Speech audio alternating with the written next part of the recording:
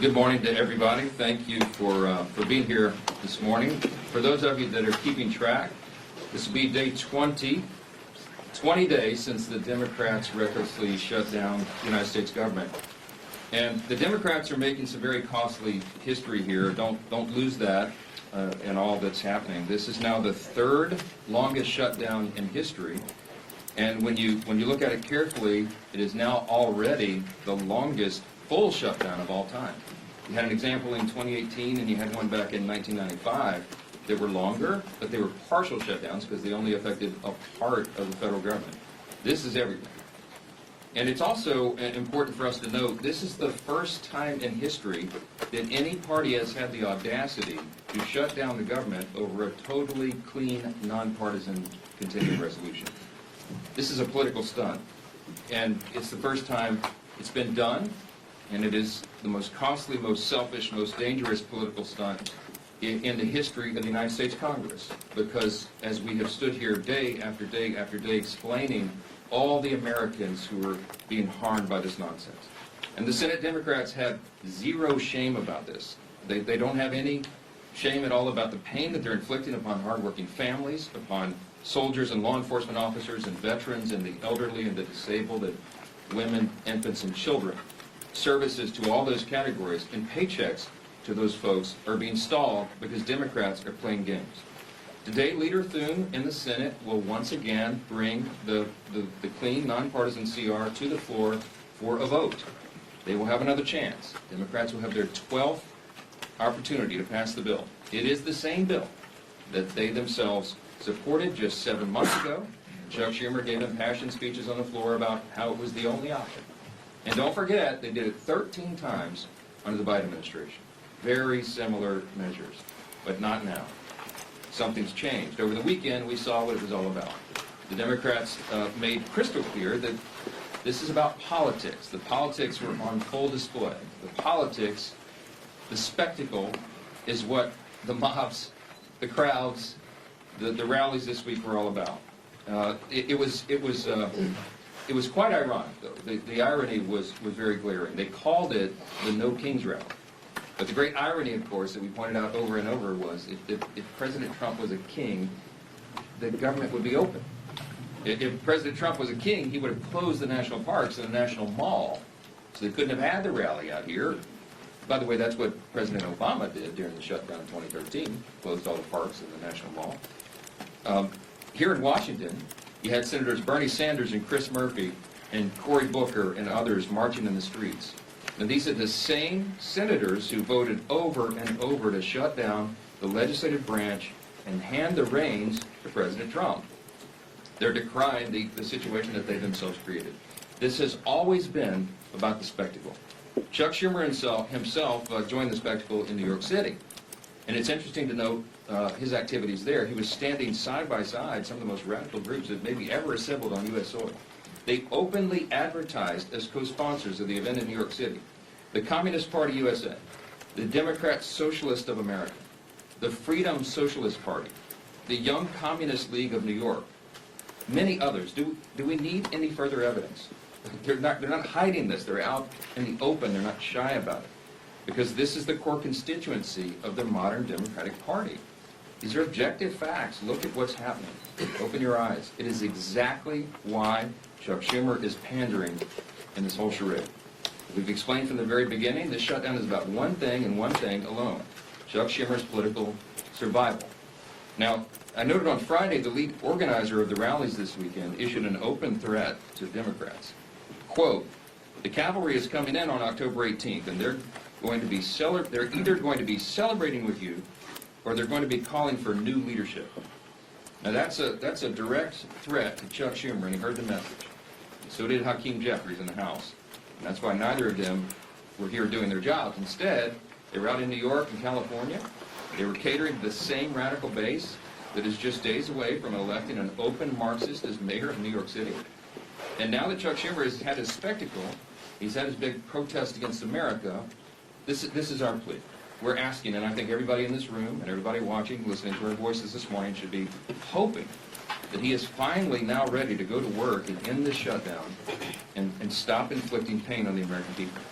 Republicans, have been working. We are ready. We've been doing this. It's been over a month now. We passed a responsible short-term solution to keep the government open while we just simply finish our work to fund the government, openly and transparently, and Republicans are completely united on that front. On the other side, Democrats can't even agree amongst themselves. You got different subgroups among them. You've got a few reasonable Democrats who know shutdowns hurt the people, and they've already voted for our bill. They want to keep the government open. Then you've got others desperate to prop up the failures of Obamacare with no reforms whatsoever to make the program more affordable. That's what we're fighting for. And you've got AOC calling for her own negotiations on live TV, and you've got Chuck Schumer and Hakeem Jeffries still unable to articulate what it is they need to reopen the government. It illustrates the point once again. This was never about a solution. It was about creating an issue. Now that Democrats have had their protests and publicity stunts, I just pray that they come to their senses and end this shutdown and reopen the government this week. Republicans are waiting. The American people are waiting. And we are ready to act. As evidence of just how united Republicans are in this fight, I've asked two of our prominent leaders in the House Republican Conference. I've got House Freedom Caucus Chairman Andy Harris. Dr. Harris is also an appropriator. And House Freedom Caucus Policy Chair Chip Roy of Texas. I'll turn it over to Dr. Harris first. Thank you very much, Mr. Speaker. Earlier this month, the House Freedom Caucus made history by hosting our first press call held with the Speaker. And today we're doing it again, standing shoulder to shoulder at a full leadership press conference as part of the united Republican front against this Democrat-led shutdown. On the Sunday morning shows yesterday, the Democrats tried once again, unconvincingly, to say that they are not to be blamed for the shutdown. But the reason that the government remains shut down is becoming crystal clear to Americans. It's because centered Democrats have chosen to pander to their radical base instead of doing their job for the American people. Senate Democrats have had the opportunity to vote 11 times for the House-passed bill that pays our troops, pays our law enforcement, and pays our air traffic controllers now, and would immediately reopen the government. Instead, they've sided with the same radical activists who filled the streets this weekend chanting "No Kings" at rallies backed by the Communist Party USA and socialists, the same people who claim to hate power while demanding more control over your life. The question before us now is simple. Will at least 5 Senate Democrats relent and break from their party's left-wing fringe and vote to reopen the government today? Let's also be honest about what the Democrats are really fighting for. They're demanding taxpayer-funded health care for illegal immigrants. They want to eliminate work requirements for welfare for able-bodied adults who could work but choose not to. And they're defending hundreds of billions of dollars in continued corporate welfare for big, profitable health insurance companies that have already made a fortune off Obamacare with the Biden bonuses that the Democrats scheduled to expire at the end of this year. House Republicans have already done their job. The only thing standing between America and a reopened government is a handful of Senate Democrats too afraid of their activist base to do the right thing. But it's time for those 5 Senate Democrats to show some courage, stand against their leadership, but with hard-working Americans, and vote to reopen the government.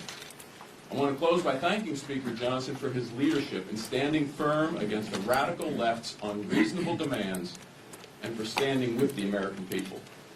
Thank you, and then I'll turn this over to Congressman Chip Roy.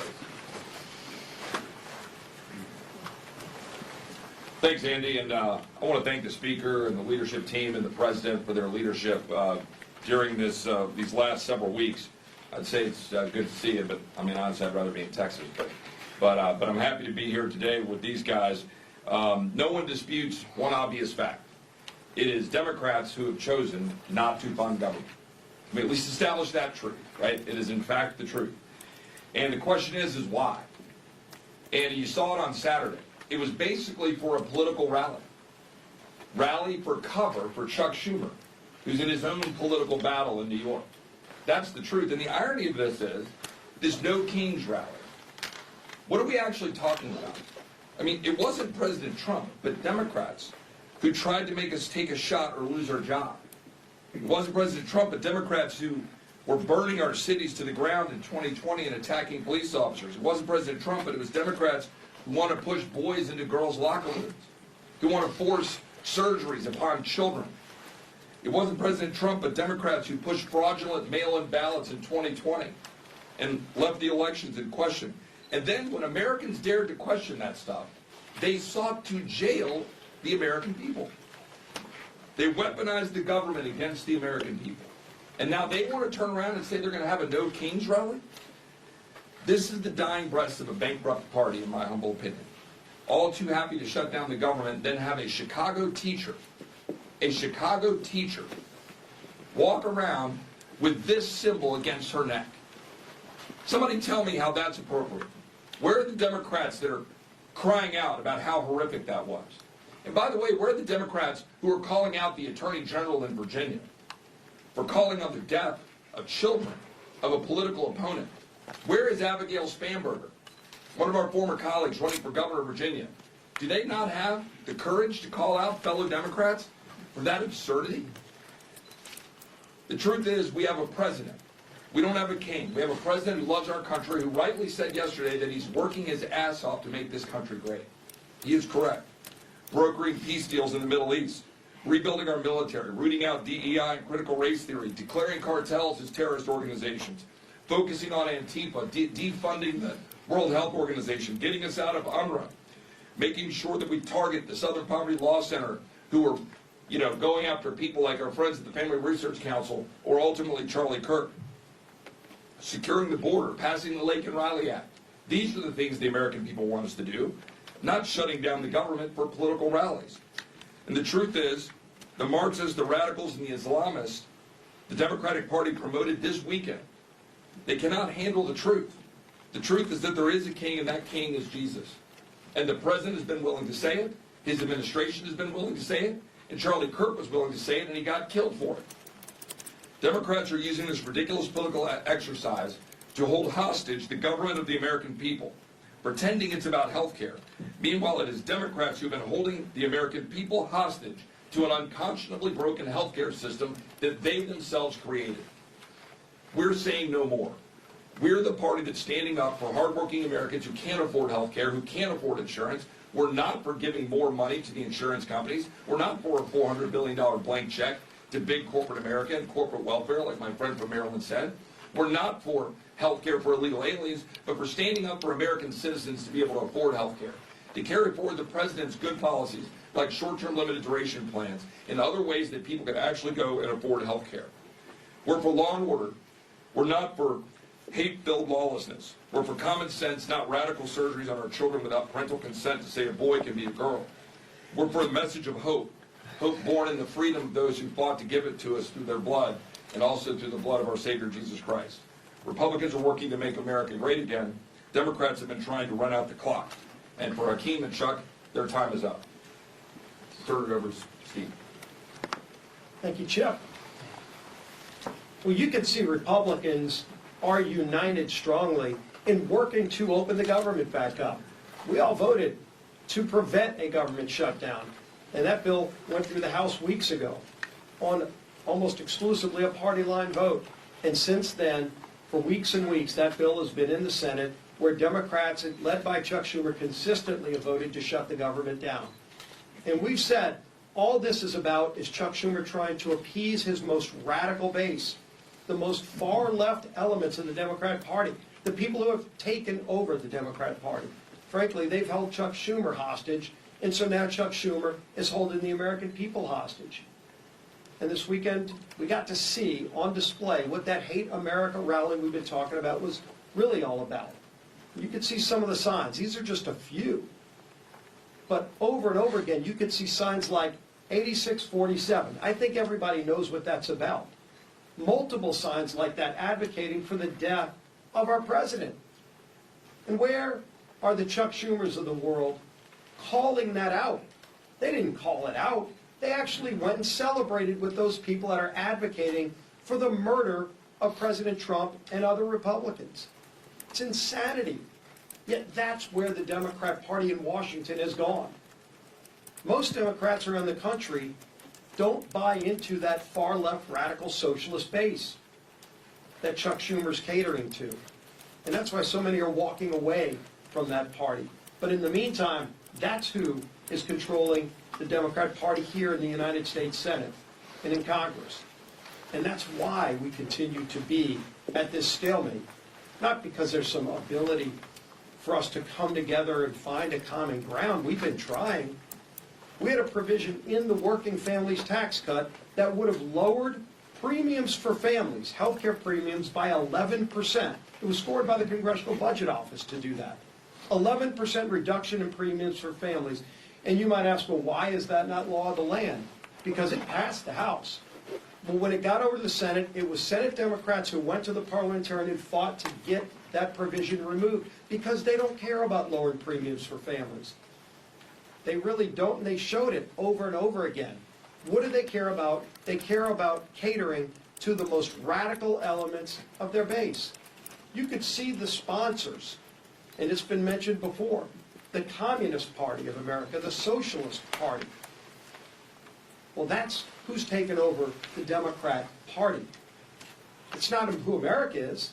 America is not a socialist nation. It's surely not a communist nation. But the Democrat Party here in Washington is trying to pull the country down that rat hole.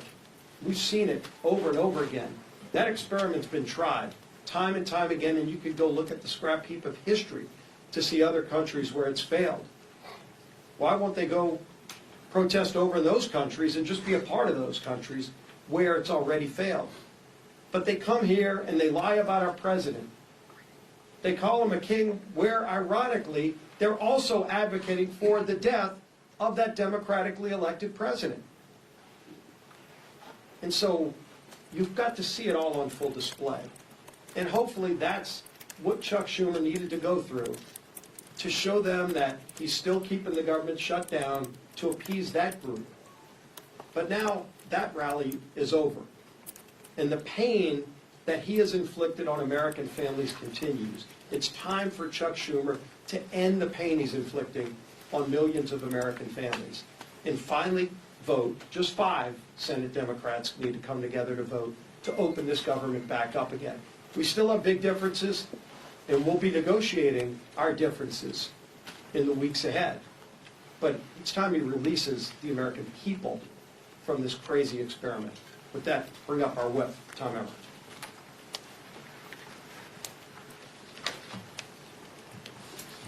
As the Speaker said, we're now on day 20 of the Democrats' shutdown. For everyone tuning in, here's a quick review of everything that's happened in the last 3 weeks. Republicans did our jobs. We passed a clean, nonpartisan government funding bill that Democrats supported just 6 months ago and passed 13 times under the Biden administration. 11 times now, Democrats have refused to pass our clean CR, shutting the government down in the process and forcing Americans to pay the price.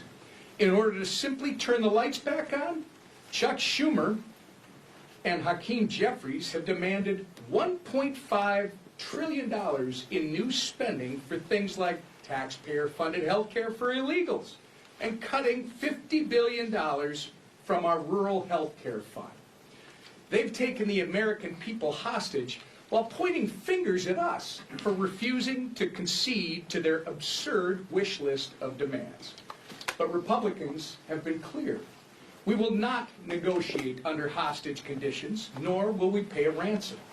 The Democrats' position is totally unreasonable. It's hypocritical. And it's pure partisan politics in a desperate attempt to score points with the radical, pro-terrorist wing of their party. Now that their Hate America rally is over, I hope that at least 5 Senate Democrats will finally do the right and responsible thing by breaking ranks with Chuck Schumer, passing our clean CR, and reopening the government. If they continue to refuse, we're going to continue to hold them to account. And I hope members of the media in this room are going to do the same. With that, I turn it back to our Speaker, Mike Johnson. Okay, any questions? Good morning. Good morning, thank you. We understand concerns about air traffic control. We understand that they're going to lay off workers at the they're going to lay off workers at the Nuclear Security Administration. What keeps you up at night about what parts of this federal government are not operating? Well, those are 2 good examples. The question is, when when the administration is required to triage federal spending, they have to look and evaluate what are the most essential and what are the less essential functions of the federal government. And they look at policy, personnel, and all these offices. But the things that concern me the most are TSA, for example. I mean, you're right. We are shorthanded already with air traffic controllers, with TSA agents, keeping the airports safe and our flights safe. We cannot afford this nonsense. And I think the Democrats in their heart of hearts know that. When you're talking about nuclear deterrence, our former colleague Brandon Williams was a congressman from New York, and now he's now been confirmed, and he's one of the people in charge of nuclear deterrence in the United States. As a former officer on a nuclear submarine. He brings a lot of experience to that job, and he came to sit down with me a few days ago, last week, and he said, I just want to articulate for you how serious this is in terms of national defense. And we didn't get into the classified parts there, we weren't in the skiff, but suffice it to say that every day that the government is shut down, it is a danger to the American people. We are in a nuclear arms race with adversaries right now. It can't be any more serious than this. China, Russia, Iran, North Korea, you've seen what they're up to. America is the last great superpower on the planet, but we have to maintain that status. And if we get behind on funding or personnel or any of these projects that we're involved in that are at a level that we can't talk about in here, it's very serious. So you have every function of the federal government that is being adversely affected. Of course, it's the troops. We got the troops paid, thankfully, the middle of this month, because the president did heroic work. They found money within DOD that they could use on a temporary basis. But that money is going to be exhausted. You can't have the troops unpaid. You can't have Border Patrol agents unpaid. They've got to defend the country. And this is not a game. And that's why you see us so frustrated up here every day. Again, I'm going to reiterate what we said earlier. This is the first time in history that we've been in this situation. There has never been a party that shut down the entire government, or a party that shut down, over a clean CR for nothing but political partisan purposes. Their rally illustrated exactly what we've been saying for the last 20 days. It's about politics, and it's disgusting. Yes, sir. Speaker Johnson, you say that the Democrats had a Hate America rally, but what does it say that the President of the United States over the weekend released a video of him pooping on the American people? The President uses social media to make the point. You can argue he's probably the most effective person who's ever used social media for that. He is using satire to make a point. He is not calling for the murder of his political opponents, and that's what these people are doing. I mean, in one of these photos, I think there's a picture of the president hanging in effigy by a noose on one of these, the one on the far end. I mean, it's unconscionable. Look, America is built on the idea of free speech. You have the right to protest. Of course, we jealously guard that. I mean, Chip and I are attorneys. We've defended that right in the courts. But what they're doing right now is different. They are trying to incite violence. It's not funny. You don't mock a president who has already had 2 failed assassination attempts on his life. This is not a game. And the idea that communists would be supporting this is unconscionable to us. Look, when we give tours of the House chamber, and we bring in constituents, and we point out all the historical facts and images around the building, I always start with "In God We Trust," which of course is right above the rostrum of the speaker's podium. And if you look in the visitor's guide to the House chamber, it says on page 14, when was that put there? Well, it's put there in the early 60s, 1961, as I recall. And it says in the guide that it was put there, Congress voted to put that there as a rebuke to the Cold War era Soviets. Why? Because their philosophy, that's what it says, a rebuke to their philosophy. Their philosophy was Marxism. Marxism begins with the premise that there is no God. It is antithetical to who we are as Americans. The Declaration of Independence says we're created by God and He's the one that gave us our rights. It is in God whom we trust. That is the national motto. That's what America is built on. What those people are advocating for is at its essence un-American. And when they go the next step and they call for violence on political officials in an environment that is already a heightened threat environment, it's dangerous stuff. They had the right to do it. Congratulations, they didn't burn any buildings down. That's a big achievement for the left, to have some kind of gathering where they don't have a looting and riots and burn a building down. There was, I think, some in Portland, they threw bottles and bricks and stuff at the ICE facility because that's what they do for fun now out there. But they had a free speech event. Congratulations. But you need to look past that and look at what it is they're advocating for openly, and it's really scary stuff. Mr. Speaker, we know Senator... I was actually pointing her. I don't think you asked a question for her. Go ahead. Hi, Oriana with Notice. Arizona Attorney General Chris Mays said over the weekend that she plans to file a lawsuit against you for not swearing Adelita Grijalva. Have you or your office spoken to her in the last couple of days about that, and what's your response to that?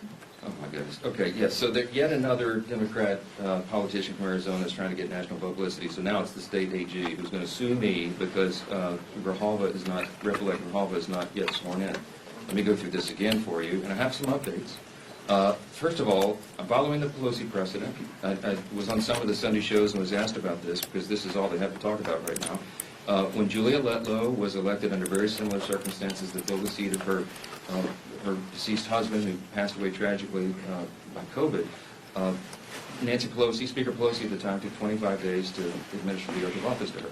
It wasn't just Julia. The Pelosi precedent extends even further because when Pat Ryan and Joe Sempolinski were elected, during an August recess, they waited 21 days to administer the oath to those two rep-elects because they were not in session.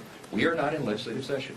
The chronology is important. Rep. Grijalva won her race in, I think it was the last week of September, after we had already gone out of session. So I will administer the oath to her, I hope on the first day we come back, legislative session. I'm willing and anxious to do that. In the meantime, instead of doing TikTok videos, she should be serving her constituents. She could be taking their calls. She could be directing them, trying to help them through the crisis that the Democrats have created by shutting down the government. Oh, and by the way, I also did find out this little tidbit that should be interesting to you.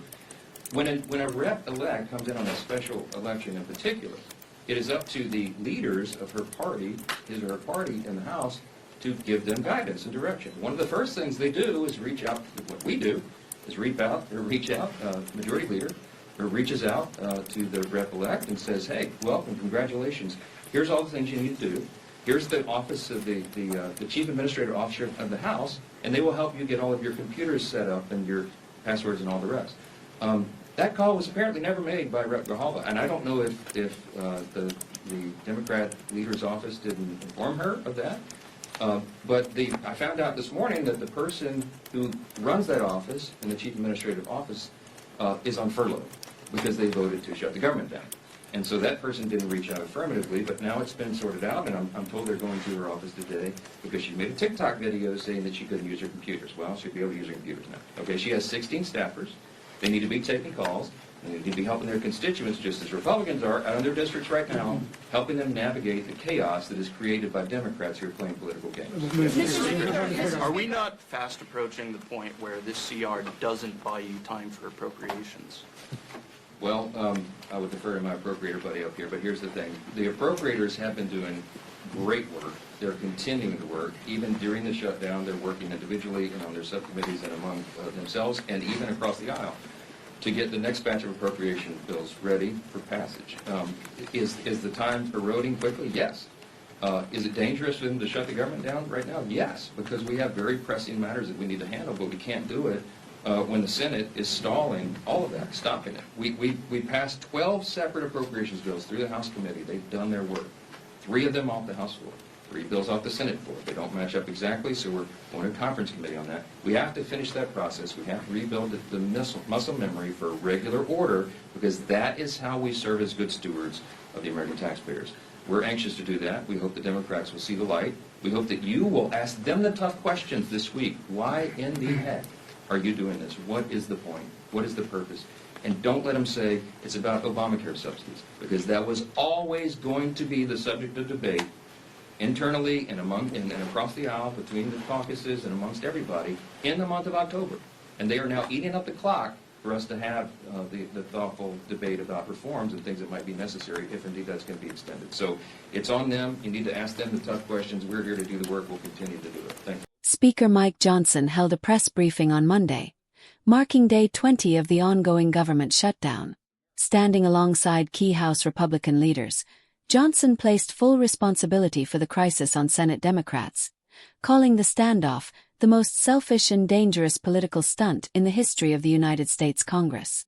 Johnson emphasized that the current shutdown, now the 3rd longest in U.S. history, is also the first complete government shutdown ever caused by a party refusing to pass a clean, nonpartisan continuing resolution, CR. He accused Democrats of deliberately blocking the same short-term funding measure they supported multiple times under the Biden administration, claiming their motives were purely political. This shutdown isn't about policy differences or spending, Johnson said. It's about one thing: Chuck Schumer's political survival. The Senate Democrats are catering to their radical activist base while millions of Americans suffer. Republican leaders condemned the recent No Kings rally organized by progressive groups in Washington and New York, calling it a spectacle of hate and an example of the Democratic Party's alignment with far-left movements. Johnson noted that several event sponsors included the Communist Party USA and the Democratic Socialists of America, describing the demonstrations as un-American and deeply dangerous.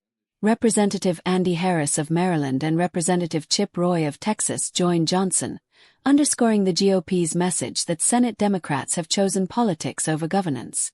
Harris accused Democrats of siding with radical activists, instead of supporting a bill that would immediately fund the military, law enforcement, and essential services. Roy delivered a fiery statement, contrasting Republican priorities with what he called the Democrats' Marxist and anti-Christian agenda, asserting that there is a king and that king is Jesus.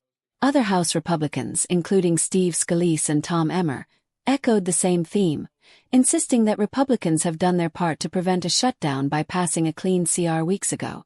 They accused Schumer and House Minority Leader Hakeem Jeffries of holding the government hostage to far-left demands, such as expanded health care subsidies and funding for undocumented immigrants.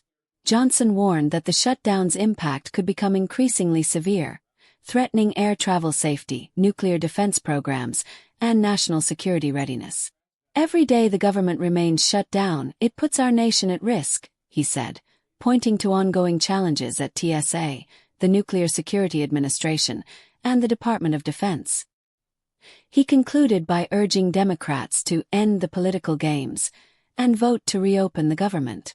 "We're ready to work," Johnson said. "The American people are waiting. This is not a game. It's time for the Senate to act."